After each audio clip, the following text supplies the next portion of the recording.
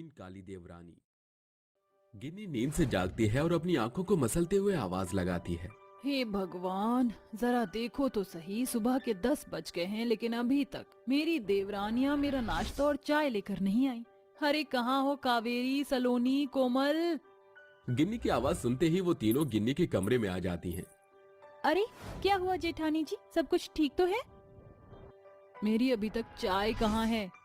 अरे जेठानी जी, चाय तो आपके टेबल पर ही है, देखो जरा, चाय भी ठंडी हो गई है और नाश्ता भी तैयार है।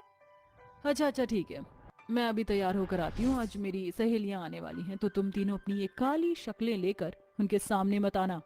ये कहने के बाद वो तैयार होने के लिए चली जाती है और उसकी तीनों काली देवरानियां घर के काम करने लगती हैं। हमारी जेठानी हमेशा हमें नीचा क्यों दिखाती रहती है? क्योंकि उसे अपनी सुंदरता पर घमंड है। लेकिन कोई बात नहीं, वो जैसी भी है वो हमारी जेठानी है और हमें उनकी हर एक बात माननी चाहिए। वो तीनों घर के काम खत्म करके अपने अपने कमरों में चली जाती हैं, जिसके बाद गिन्नी की कुछ सहेलियां उससे मिलने घर पर आती हैं। अरे वाह गिन्नी, आज तो तुम बहुत खूबसूरत लग रही हो।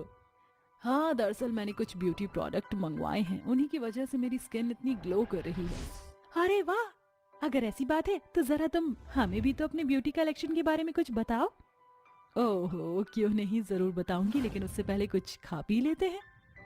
गिन्नी अपनी सहेलियों के साथ खाने पीने लगती है कि तभी वहां पर उसकी सास सुलेखा आ जाती है।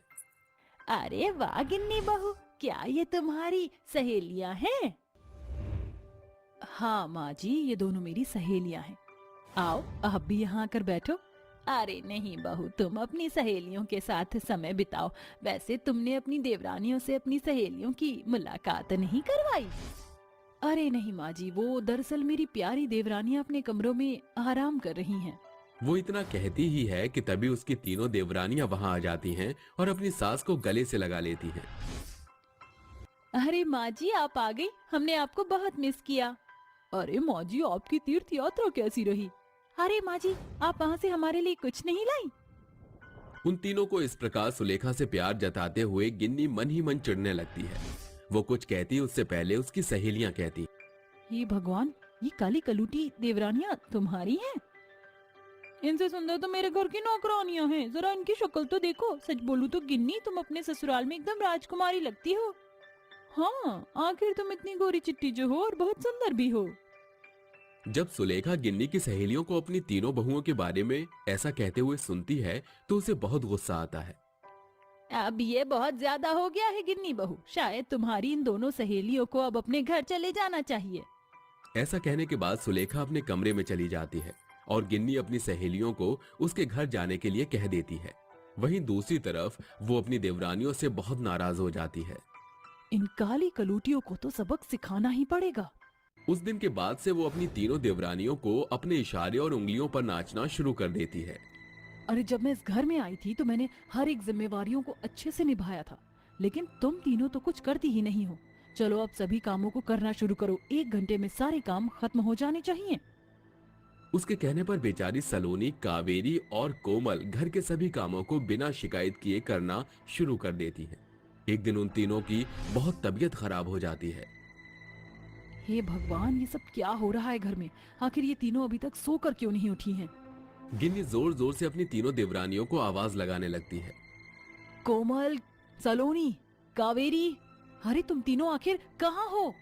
तभी सुलेखा आती है। देखो बहू, आज तुम्हारी तीनों देवरानियों की तबीयत ठीक नहीं है, वो तीनों अपने कमरों में आराम कर रही हैं। अच्छा, तो ये बात है, तीनों काली कलूटी देवरानियां बहाना बनाकर आराम कर रही हैं। यही सही वक्त है, आज मैं अपनी सास को पूरी तरह भड़का सकती हूँ। ऐसा सोचकर वो अपनी सास को अपनी मीठी चुपड़ी बातों में लाकर उसे अपनी तीनों देवरानियों के खिलाफ भड़का देती है, जिसके चलते सुलेखा अपनी तीनों छोटी बहुओं के पास जाती है और उनसे कहती है, बहुत हुआ तुम तीनों का आराम करना, अब जल्दी से उठो और घर के कामों को करना शुरू करो। इस घर में तुम्हें मुफ्त की रोटियां नहीं मिलेंगी।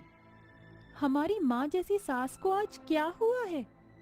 कोई नहीं, अगर वो चाहती है तो हमें आराम नहीं करना चाहिए। हाँ बहनों, चलो काम कर लेते हैं।